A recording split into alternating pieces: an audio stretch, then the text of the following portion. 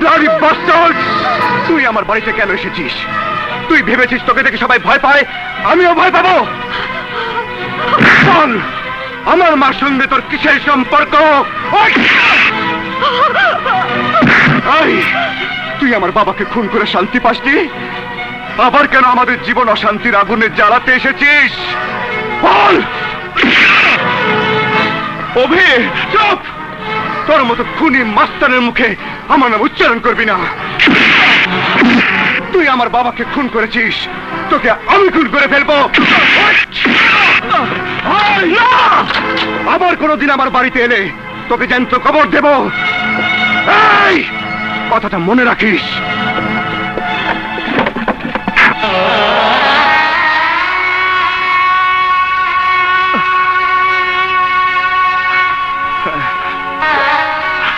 ওই খুনি মাস্তানের সাথে তোমার কিসের সম্পর্ক?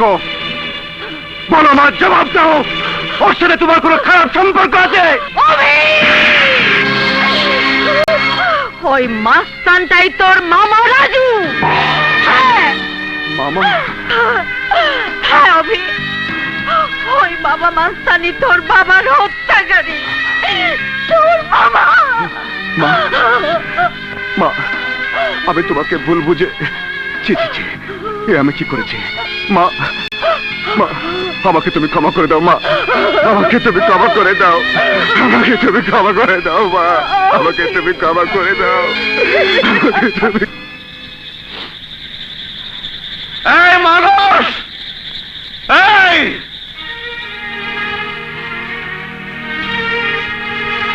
এই মহল্লাবাসী, তোমরা তোমরা আমার ভাই, তোমরা আমার কথা শোনো। আমার এই বুকে অনেক যন্ত্রণা। হাই, কিসের যন্ত্রণা তোর? হ্যাঁ, কিসের যন্ত্রণা? বল, কিসের যন্ত্রণা? মিথ্যের যন্ত্রণা। একটা মিথ্যে আমার জীবনটাকে নষ্ট করে দিয়েছে। কি বলছিস তুই? হ্যাঁ বালা, আমার কথা কেউ বিশ্বাস করে না। আমার বুবু আমাকে ঘৃণা করে। ভেবেছিলাম 20 বছর পর আমার বুবু বিশ্বাস করবে আমি খুনি না, আমাকে ক্ষমা করবে। ক্ষমা তো করেনি, উল্টো আমার ভাগ্নে অভিকে আমার নামে বিষ ঢেলে দিয়েছে। সেই অভি আমার ভাগ্নে আজ আমার গায়ে হাত তুলেছে। ভাগ্নি হয়ে মামাকে মেরেছে? তুই 5 জনের কাছে নালিশ জানা। নালিশ? নালিশ? নালিশ?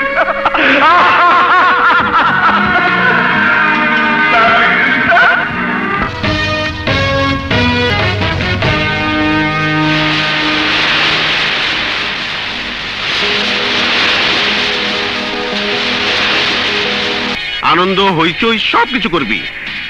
আনন্দ? কত বছর হল আনন্দ করি না। এই যে কি জ্বালা! আমি এবার দেশের নরককে গুলজার করে ছাড়বো।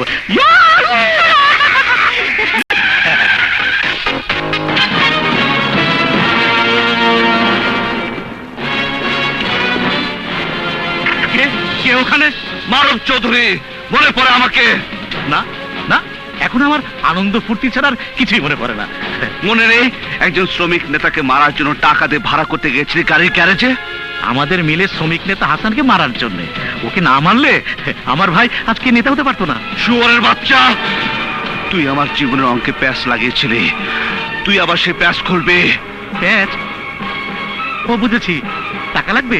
টাকা না, শুধু একটা নাম। আমি তো শ্রমিক নেতাকে খুন করতে চাইনি। কে কে আমার হাতে ধাক্কা দিয়ে তাকে খুন করিয়েছিল? বল, কে? বল! কে বল? আমি কিছুই বলতে পারবো না, গ্যারেজের মালিক জানে। হারামজাদা!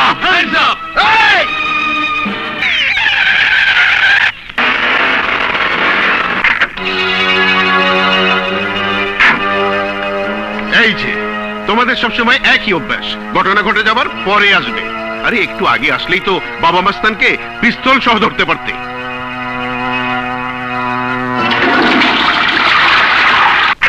প্রস্রাব হয় না, কাশতে উঠতে গেলে গলায় গলায় শব্দ হয় না।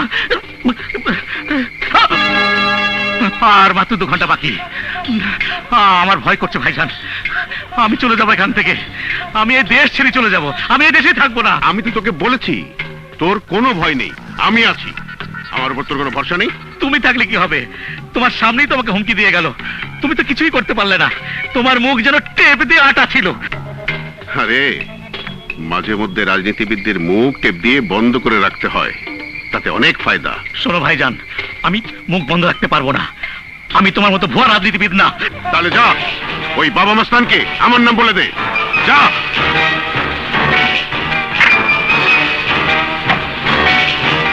কিন্তু বলার আগে একবার চিন্তা করে দেখ, আমার সাথে তুইও ছিলি, আর সেই জন্যই এই ছবি বুদ্ধি করে আমার কাছে রেখে দিয়েছি।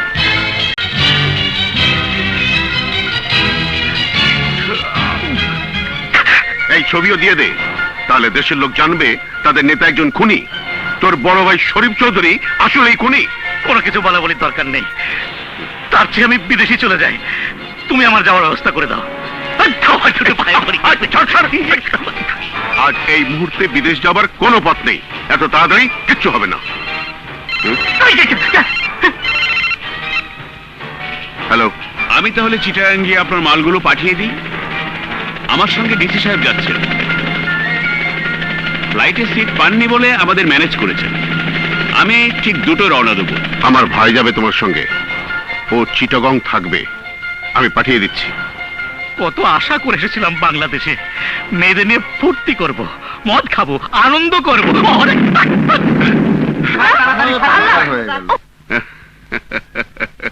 আরে কিচ্ছু না, বাসের চাকা ব্লাস্ট হয়েছে। হারাম জাদা, দিলি তো সব বিছানাপত্র নষ্ট করে। ইডিয়েট কোথাকার, জলদি কার পাল্টা নে, 2টো বাজে প্লেন ছাড়বে। অভি, ওই তো বাবা। বাবা, বাবা, তোমার মানিব্যাগ ফেলে এসেছো। ও তাই তো, চিটাগাং যাবার পরে কি মুশকিল হতো বলতো। বাবা, আসসালামু আলাইকুম। ও আমার সাথে আমার কলেজে পড়ে। হ্যালো ইয়াং ম্যান, আমি মোর বাবা। মোর মা ছিল বিরাট বড় লোকের একমাত্র মেয়ে। ও আমার মা মরা একমাত্র মেয়ে। আমি অভি, মোর বন্ধু। মেয়েরা বড় হয়ে গেলে বাবার চেয়ে বন্ধুই বড় হয়ে যায়। বাবা, তুমি ওই রকম কেউ নও তো? আঙ্কেল, আমি মৌকে খুব ভালোবাসি। তা তো বাসতেই হবে। আরে ওর মতো মেয়ে এই পৃথিবীতে পাবে নাকি? বাবা চুপ করো তো।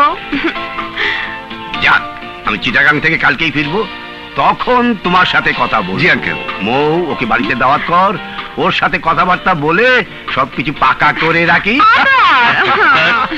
চলুন আমরা যাই। আসসালামু আলাইকুম। ওয়ালাইকুম আসসালাম। মিস্টার অভি, Yes? চলো আমরা যাই। প্লেন ছাড়ে না কেন? না না, এক্ষুনি ছেড়ে দেওয়া উচিত, বেশি দেরি করা উচিত না। সময়ের অনেক দাম। মনে হচ্ছে প্রথম প্লেনে চড়েছেন। হ্যাঁ, এই প্রথম, আর মনে হয় জীবনে চড়তেই পারবো না।